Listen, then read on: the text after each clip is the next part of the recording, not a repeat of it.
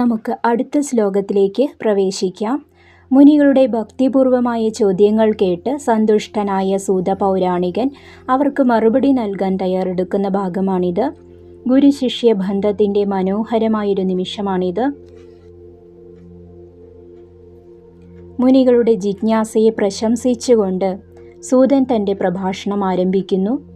സൂതവാക്യം: സൂത ഉവാച യശ്രുതം ധർമ്മവക്ത്രാച്ച ബ്രഹ്മണാ കഥിതം ച യത് തത്സർവം സംപ്രവശ്യാമി സാവധാനാഃ ശൃണോത മേ. യത് ഏതൊന്നാണോ ശ്രുതം കേൾക്കപ്പെട്ടത്, ധർമ്മവക്ത്രാത് ധർമ്മദേവന്റെ മുഖത്തുനിന്ന്, ബ്രഹ്മണ ബ്രഹ്മാവിനാൽ, കഥിതം പറയപ്പെട്ടത് ഉപദേശിക്കപ്പെട്ടത്, യത് ഏതൊന്ന്, തത് അത്, സർവം മുഴുവനും, സംപ്രവശ്യാമി ഞാൻ ശരിയായി വിവരിക്കാം, സാവധാനാഃ ശ്രദ്ധയുള്ളവരായി ഏകാഗ്രതയോടെ, ശൃണോത കേൾക്കുവിൻ, മേ എന്നിൽ നിന്ന് എൻ്റെ വാക്കുകളെ. സാരം: സൂതൻ പറഞ്ഞു, ധർമ്മദേവന്റെ മുഖത്തുനിന്ന് കേട്ടതും ബ്രഹ്മാവ് ഉപദേശിച്ചതുമായ ആ പുണ്യകഥകൾ ഏതാണോ അവയെല്ലാം ഞാൻ നിങ്ങൾക്ക് വിവരിച്ചു തരാം. നിങ്ങൾ ഏകാഗ്രതയോടെ എന്നിൽ നിന്നത് ശ്രവിച്ചാലും. ഗഹനമായ വിശദീകരണവും തത്വചിന്തയും. ഈ ശ്ലോകം ജ്ഞാനത്തിൻ്റെ കൈമാറ്റത്തെ, ട്രാൻസ്മിഷൻ ഓഫ് നോളജ് കുറിച്ചുള്ള വലിയൊരു സത്യം വെളിപ്പെടുത്തുന്നു. പരമ്പര, ട്രഡീഷൻ, താൻ സ്വന്തമായി നിർമ്മിക്കുന്നതല്ല ഈ അറിവെന്ന് സൂതൻ ആവർത്തിക്കുന്നു. ബ്രഹ്മാവിൽ നിന്ന് ധർമ്മദേവനിലേക്കും അവിടെ നിന്ന് തന്നിലേക്കും എത്തിയ അറിവാണിത്. ഇതിനെയാണ് ഗുരുശിഷ്യ പരമ്പര എന്ന് വിളിക്കുന്നത്.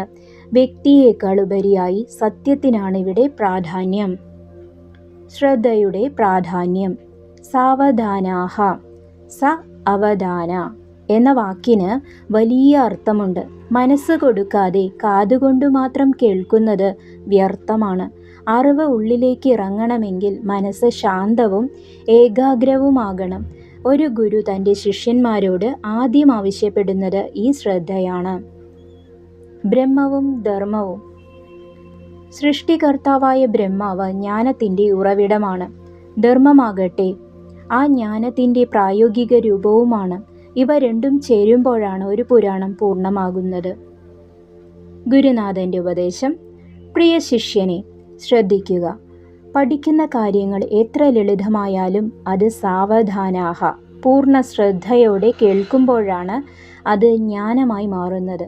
തിരക്ക് പിടിച്ച ഈ ലോകത്ത് ഇത്തിരി സമയം ശാന്തമായിരുന്ന് ഈശ്വര ചിന്തയിലേക്ക് മനസ്സിനെ തിരിക്കാൻ ഈ ശ്ലോകം നമ്മെ ഓർമ്മിപ്പിക്കുന്നു. അടുത്ത ശ്ലോകത്തിൽ സൃഷ്ടിയുടെ ആരംഭത്തെക്കുറിച്ചും വിരാട പുരുഷനെക്കുറിച്ചുമുള്ള ഗഹനമായ കാര്യങ്ങളിലേക്ക് സൂതൻ കടക്കുകയാണ്. പരമാത്മാവായ കൃഷ്ണന്റെ ലീലകളും പ്രപഞ്ച സൃഷ്ടിയുടെ രഹസ്യങ്ങളും ഈ പുരാണത്തിലൂടെ നമുക്ക് വരും ദിവസങ്ങളിൽ കൂടുതൽ അറിയാം. ഇന്നത്തെ ഈ ഭാഗം നിങ്ങൾക്ക് ഇഷ്ടമായെങ്കിൽ ഇത് മറ്റുള്ളവരിലേക്കും പങ്കുവയ്ക്കുക. അടുത്ത ശ്ലോകങ്ങളുമായി നമുക്ക് വീണ്ടും കാണാം. നന്ദി, നമസ്കാരം.